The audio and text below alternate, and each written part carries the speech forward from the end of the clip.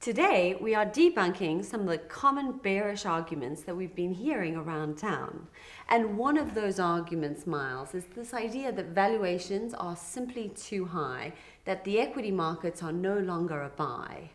Look, it's a common story. Where that idea generally breaks down is it's generally based on comparing current price to earnings ratios against very long run historical averages.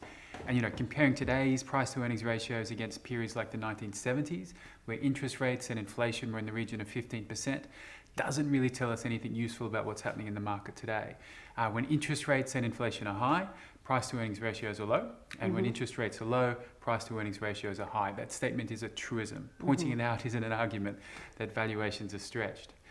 More importantly though, share markets, their job is to price in the market's best estimate for future corporate earnings expectations, not look at historical earnings. Markets generally trade on forward PEs, not historical PEs.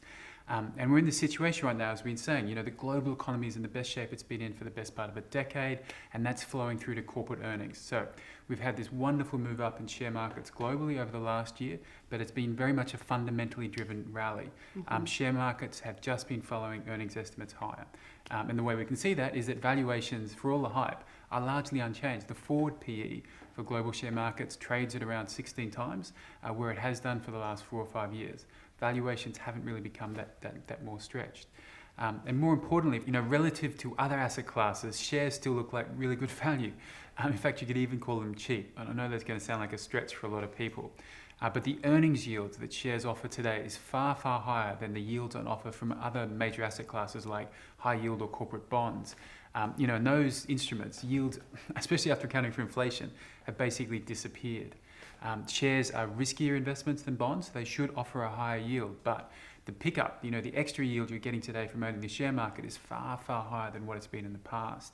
On a relative basis, shares are far better value than most other investment alternatives out there at the moment. Okay, so valuations are not stretched in relative terms. Relative terms, yeah. Got it.